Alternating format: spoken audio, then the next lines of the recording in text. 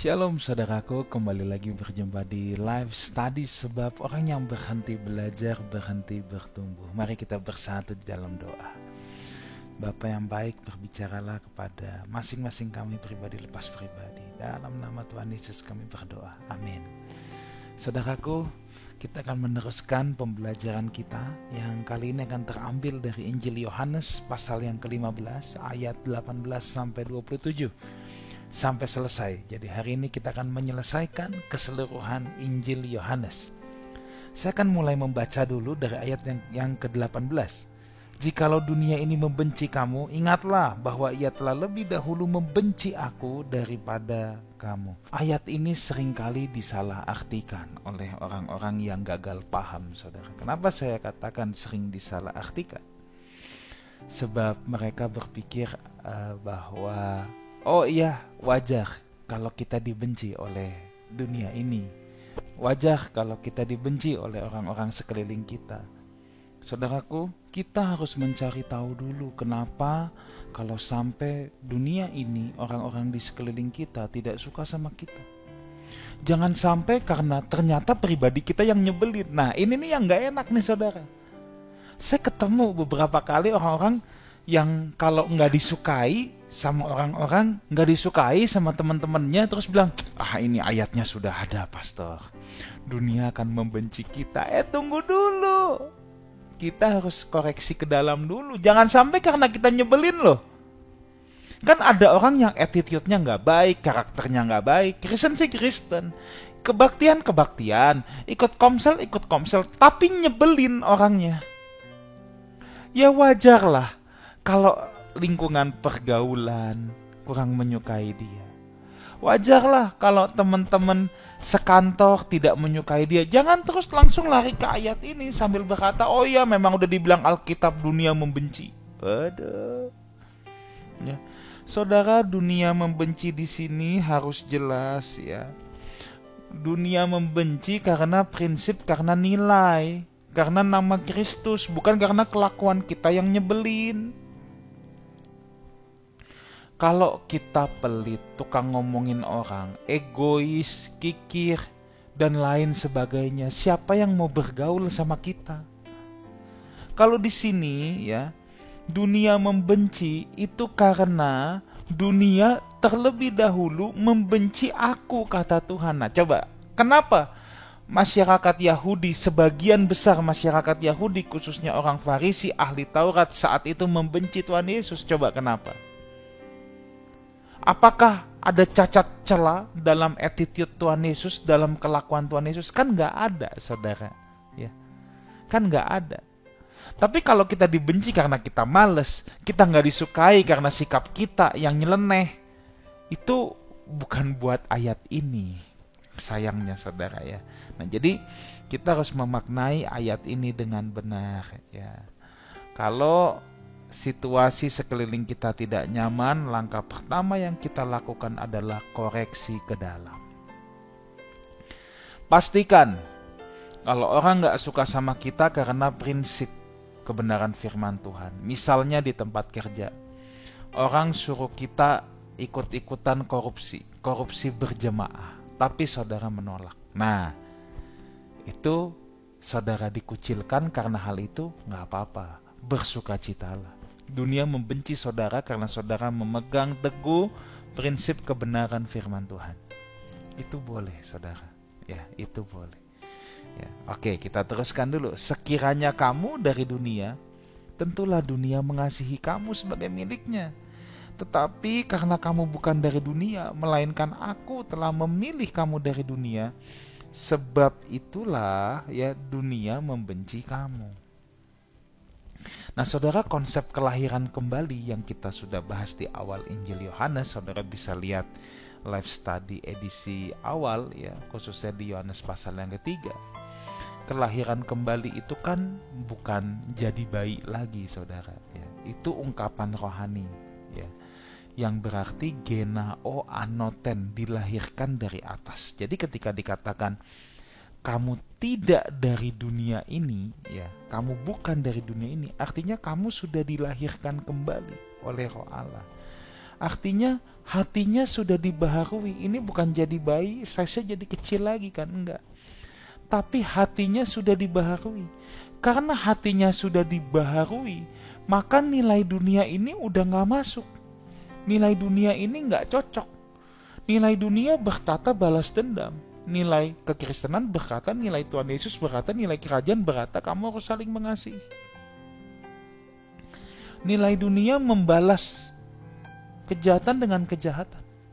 Tapi kalau nilai kerajaan ditampar pipi kiri kasih pipi kanan, jadi memang nggak nyambung, saudara. Ya, memang nggak nyambung. Jadi di sini Tuhan mengatakan kalau orang sudah dilahirkan kembali, kalau orang hatinya sudah dibaharui, pasti frekuensinya beda dengan dunia ini. Nah, karena perbedaan frekuensi ini, maka dunia membenci, saudara. Di sini persoalannya. Jadi nggak aneh kalau di pasal-pasal sebelumnya, ya, Injil Yohanes ini kan seperti saya katakan, ini Yohanes suka dikatakan sebagai rasul kasih karena banyak sekali perintah saling mengasihi. Nah, di sini kalau kita lihat di sebelumnya, kenapa Tuhan juga berkata kamu harus saling mengasihi, kamu harus saling mengasihi. Nah, rupanya kuncinya ada di sini juga. Karena Tuhan tahu dunia akan membenci kamu, dunia akan mengucilkan kamu. Sistem dunia itu akan mengucilkan kamu, dan itu terbukti di Kisah Para Rasul, gereja mula-mula, di mana jemaat mula-mula itu dikucilkan sekali, saudara. Mereka hidup dalam penderitaan, dalam penganiayaan. Mau ibadah pun sulit. Tidak kayak kita sekarang, saudara. Kita bisa ada kumpul di ruangan besar, nyaman.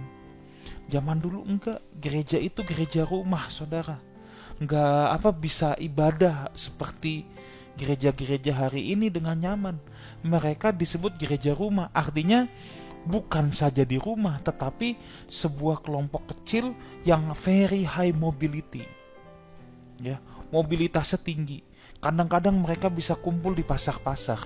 Kadang-kadang bisa kumpul di kuburan bahkan, karena mereka dikejar-kejar. Nah, dunia itu sangat menentang mereka, sangat membenci mereka. Itulah sebabnya Tuhan bilang, kamu tuh bakal dikucilkan, maka kamu harus saling mengasihi. Jangan ribut sendiri, karena kalau kita lihat dalam beberapa kesempatan kan, murid-murid Tuhan Yesus juga suka gontok-gontokan, saudara. Suka tengkar satu sama lain, mau memperebutkan posisi paling atas, mau menjadi yang terbesar. Maka sekarang juga Tuhan ingetin, kamu tuh harus saling mengasihi. Nanti dunia itu akan membenci kamu, dunia akan mengucilkan kamu. Kalau udah dikucilkan dunia, lalu kamu tercerai-berai, mau jadi apa? Kan kira-kira begitu, saudara. Ya, nah jadi Tuhan udah mengingatkan kepada mereka, harus saling mengasihi, harus kompak, saudara. Ya, nah supaya bisa itu, nah nanti di pembahasan nanti di Yohanes 17 ya, Tuhan berikan kemuliaannya supaya murid-muridnya bisa bersatu. Nah, aplikasi buat kita hari ini, yuk saudaraku. Aplikasi yang pertama dari apa yang telah saya bahas ini adalah, kalau dunia membenci kita, itu harus karena sistem nilai yang kita kenakan, sistem nilai kerajaan. Ketika kita mau berintegritas, memegang teguh firman Tuhan, lalu dunia tidak suka dengan kita, that's not a problem at all. Yang kedua, harus saling mengasihi. Ayo, tubuh Kristus, hormati pelayanan satu sama lain. Yang mata nggak perlu ngatain yang tangan. Beda pandangan itu biasa, ya. Tapi satu iman. Ya. Beda pandangan sama beda iman itu beda, saudara ya. Kalau beda pandangan itu, ini contoh ya. Ada orang Kristen yang percaya doktrin kemakmuran, yang satu lagi doktrin penderitaan. Kalau kita harus balance, saudara ya. Nah, ini nih beda pandangan, tapi imannya sama. Tapi kalau udah merendahkan keilahian Yesus, ini beda iman. Ya, ini beda iman. Kalau Yesus itu dijadikan manusia yang jadi Tuhan, bukan Tuhan yang berinkarnasi jadi manusia, ini beda iman. Ini beda iman. Nah, jadi sesama tubuh Kristus itu harus kompak, saudara. Ya. Karena dunia ini pasti dengan sistem nilainya akan memusuhi kita. Tapi kita harus kompak. Kita harus saling mengasihi.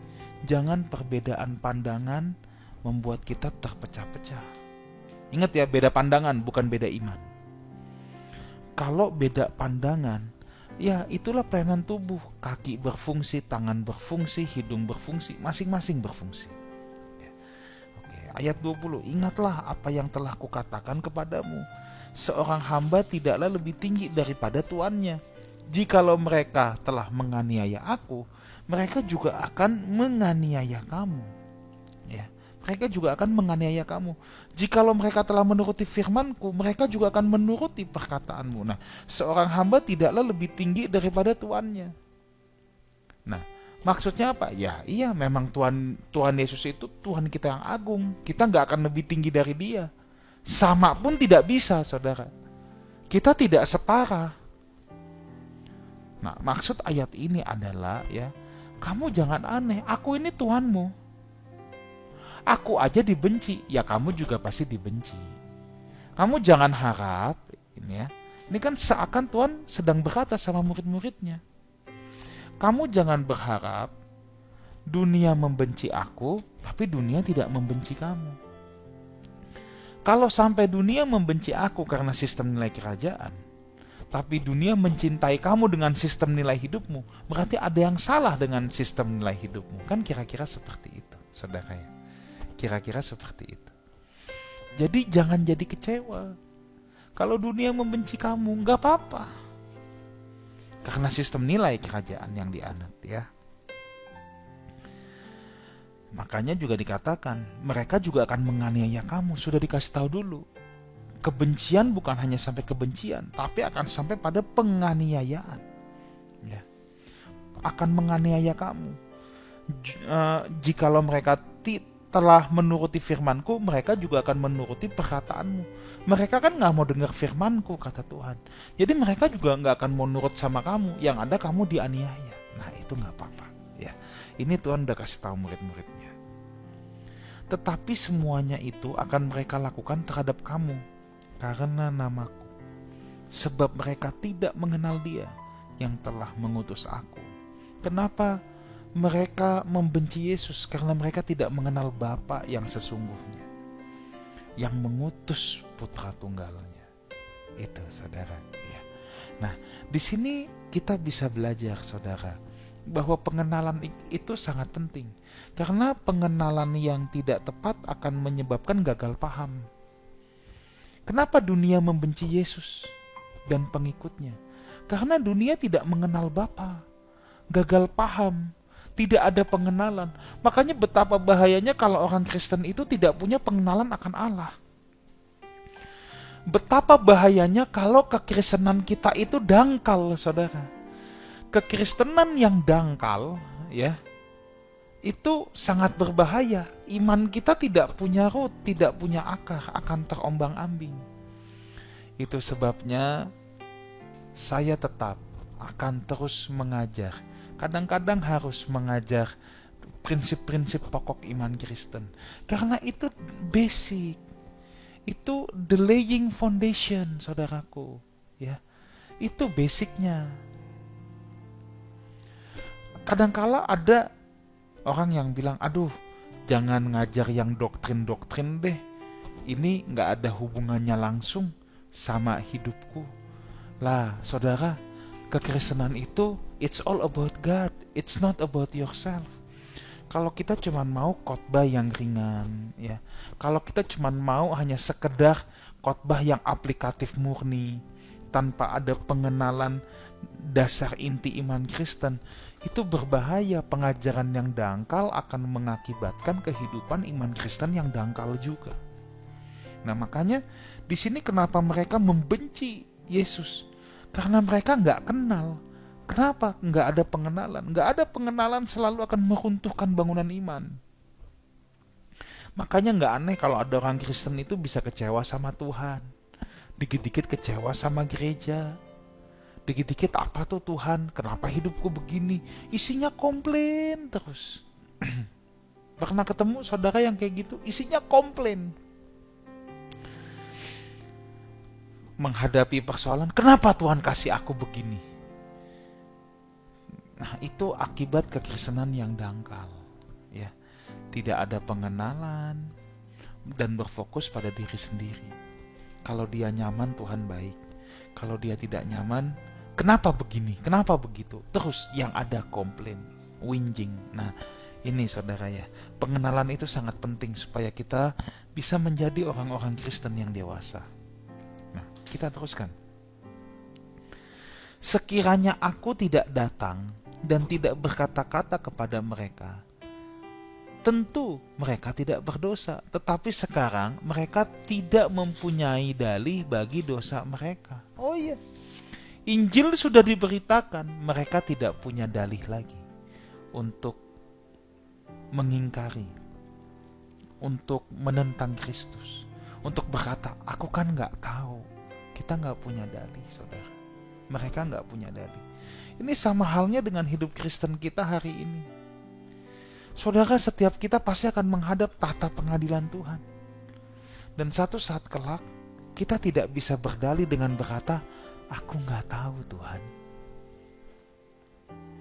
Hati-hati saudara, kalau kita gak mau belajar firman, gak mau baca firman, kita gak ngerti kebenaran, kita hidup menurut sistem nilai dunia ini, nanti satu hari kelak kita pasti bertanya dengan Tuhan. Dan Tuhan akan bertanya, kenapa kamu begini? Lalu kita bisa bilang, aku gak tahu Tuhan. Gak bisa saudara, alasan itu gak laku. Karena Tuhan sudah mengatakannya, apalagi saudara yang hidup di zaman sekarang. Dengan keterbukaan informasi yang sangat hebat. Saudara, kalau hidup zaman dulu masih susah saudara. Kalau hidup zaman sekarang, khotbah model apa yang saudara gak bisa dengar? Ya. Ini buka Google aja kita bisa buka Alkitab, mau versi apa aja ada saudara. Asal jangan New World Translation. Itu Alkitabnya Saksi Yehova, itu beda iman dengan kita. Jangan dipakai Alkitab itu. Di sini kita harus memahami saudara, bahwa hidup Kristen kita ini harus utuh. Kita nggak bisa berdalih bilang, aku nggak tahu. Kita harus belajar supaya kita tahu. Makanya orang yang berhenti belajar, berhenti bertumbuh. Kita harus selalu punya kelaparan dan kehausan akan firman Tuhan. Ayat 23 sekarang. Barang siapa membenci aku, ia membenci juga Bapakku. Yesus dan Bapa itu satu. Aku di dalam Bapa, Bapa di dalam aku. Membenci Yesus, membenci Bapa. Nah, orang-orang Yahudi pada saat itu kan berpikir mereka membela Bapa. Ketika mereka membenci Yesus, itu mereka sedang membela Bapa. Enggak bisa. Yesus dan Bapa adalah satu. Membenci Yesus, membenci Bapa. Ini satu paket, ya. Sekiranya aku tidak melakukan pekerjaan di tengah-tengah mereka, seperti yang tidak pernah dilakukan orang lain, mereka tentu tidak berdosa. Tetapi sekarang walaupun mereka telah melihat semuanya itu, namun mereka membenci baik aku maupun Bapakku. Nah saudara, ini pelajaran yang sangat berharga. Tuhan berkata, mereka sudah melihat semua yang aku lakukan, tapi mereka tetap membenci aku. Dengar baik ini saudara, ya. Tanda semeion dalam bahasa Yunani atau mujizat, ya, itu tidak otomatis menjadikan kita sahabat Tuhan. Saya ulangi lagi. Mujizat yang diterima seseorang bukanlah jaminan bahwa mereka akan menjadi sahabat dan murid Tuhan. Ada begitu banyak orang terima mujizat, tetapi tidak pernah bertumbuh dalam iman. Akhirnya mereka mengenakan sistem nilai dunia, bukan sistem kerajaan Tuhan dalam hidupnya. Dan tanpa mereka sadar, mereka jadi seteru Tuhan yang membenci Tuhan.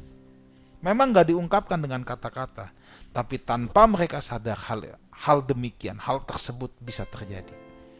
Maka mujizat itu sama sekali bukan ukuran, bukan patokan. Saya gak boleh bosan mengatakan hal ini. Mujizat masih ada, amin. Mujizat bisa dialami, semua orang percaya, amin. Tetapi itu bukan patokan, itu bukan ukuran bahwa seseorang menjadi sahabat Tuhan. Dan nyatanya banyak orang sudah melihat mujizat, menerima mujizat bahkan, tapi tetap hidup tidak setia kepada Tuhan. Ya. tetap hidup tidak setia kepada Tuhan. Makanya banyak orang yang ketika kesulitan berseru sama Tuhan. Ketika masalahnya beres, dia lupa sama Tuhan. Yang lebih parah lagi, kalau hidupnya baik-baik saja, nggak ada masalah berarti, dia pikir itu kerja keras dia. Dia tidak melihat rajutan tangan Tuhan di balik semua itu. Waduh, saudaraku, pengenalan akan Tuhan itu sangat penting. Kalau kita tidak mengenal Tuhan, kita gagal paham dengan Tuhan. Mujizat bisa menjadi kesaksian yang menggores dalam nurani kita. Ingat ini, mujizat yang terjadi itu bisa menjadi kesaksian yang menggores dalam nurani kita. Tetapi mujizat yang terjadi tidak bisa menambah iman kita. Sebab yang menambah iman kita itu pengenalan kita akan Tuhan, akan pribadinya melalui doa dan firman Tuhan. Itu yang menambah iman. Mujizat bisa memberikan peneguhan, mengkonfirmasi apa yang kita percayai. Menjadi sebuah pengalaman yang menggores kuat dalam nurani kita, itu bisa. Tapi tidak bisa iman ditambahkan dengan mujizat. Sebab iman hanya timbul dari pendengaran akan firman Kristus. Jangan berhenti belajar. Jangan berhenti mencintai firman Tuhan. Cintai firman Tuhan lebih daripada mujizatnya. Ya. Cintai kebenaran lebih daripada hal-hal yang ajaib. Banyak orang senangnya hanya di hal-hal ajaib. Nggak suka sama firmannya. Padahal inilah logos yang menjadi manusia itu Yesus. Orang yang mencintai Yesus mencintai firman-Nya. Ya. Ayat 25, tetapi firman yang ada tertulis dalam kitab Taurat mereka harus digenapi. Mereka membenci aku tanpa alasan. Oh ya, Tuhan Yesus dibenci tanpa alasan. Tidak ada perbuatan jahat yang Tuhan lakukan. Sama halnya dengan murid-muridnya dan hidup kita hari ini. Orang boleh gak suka sama kita, tapi harus tanpa alasan. Itu catatannya. Ya, harus tanpa alasan. Artinya apa? Kita gak berbuat yang salah. Kita gak nyebelin. Ya, kalau kita berbuat salah, kita nyebelin, orang gak suka sama kita, gak ada yang dibanggakan. Harus seperti Tuhan Yesus bilang, mereka membenci aku tanpa alasan. Dunia boleh gak suka sama kita, tapi harus tanpa alasan. Blameless, spotless. Jikalau penghibur yang akan kuutus dari Bapa datang, yaitu roh kebenaran yang keluar dari Bapa, ia bersaksi tentang aku. Tetapi kamu juga harus bersaksi, karena kamu dari semula bersama-sama dengan aku. Saudara, tugas Tuhan Yesus untuk murid-muridnya memang cuma satu, bersaksi. Ya, Roh Kudus, penghibur, Parakletos, mereka akan dibenci kan? Tadi sudah dikatakan. Tapi jangan khawatir, ada Parakletos, penghibur, the comforter. Kamu bisa gak disukai, kamu bisa dikucilkan, tapi kamu tetap akan dinyamankan oleh Roh Kudus. Kenyamanan kita bukan dari fasilitas dunia, kenyamanan kita dari Roh Kudus. Dia yang bersaksi. Ketika dia yang bersaksi, saudara ya, ketika dia yang bersaksi, dia ada dalam hidup kita, otomatis hidup kita juga akan bersaksi. Makanya kalau Roh Kudus turun ke atas kamu, kamu akan menjadi saksiku. Karena Roh Kudus bersaksi tentang Bapa. Dan kita juga pasti bersaksi. Kalau Roh Kudus diam dalam kita, kita pasti juga gak bisa diem aja. Kita juga mau bersaksi tentang kebaikan Tuhan dalam hidup kita, saudara. Ya. Dan murid-murid memang punya tugas untuk menjadi saksi. Saudara dan saya punya tugas untuk menjadi saksi. Ingat, bukan menjadi sakti. Tetapi saudara dan saya punya tugas untuk memberitakan kabar baik, kabar keselamatan. Injil kerajaan sampai ke ujung-ujung bumi. Lewat hidup kita, lewat perkataan kita. Kita mau menjadi saksi Kristus. Kita tidak perlu malu untuk bersaksi tentang Kristus, saudaraku. Kita memang harus menjadi saksinya. Apalagi Yesus katakan, kamu yang dari semula bersama-sama dengan aku. Apakah saudara bersama-sama dengan Tuhan? Ya, murid-murid memang bersama-sama secara fisik. Tapi kita juga percaya Sekalipun kita tidak hidup 2000 tahun yang lalu, tapi Tuhan ada bersama-sama dengan kita. Ketika Tuhan bersama dengan kita, kita pasti mau bersaksi untuk kemuliaan namanya. Saudaraku, kiranya kebenaran firman Tuhan ini memberkati kita semua. Amin. Mari kita berdoa. Materaikan kebenaran firman-Mu, ya Roh Kudus. Biar Tuhan kami Yesus Kristus yang bertahta di atas hidup kami. Demi nama Yesus kami berdoa. Amin. Saudaraku, sampai jumpa di live study minggu depan. Sebab orang yang berhenti belajar, berhenti bertumbuh. Saya juga ingin berjumpa setiap saudara untuk mengikuti ibadah raya Life House Community di Wang Plaza lantai 2 jam 10 pagi. God bless you.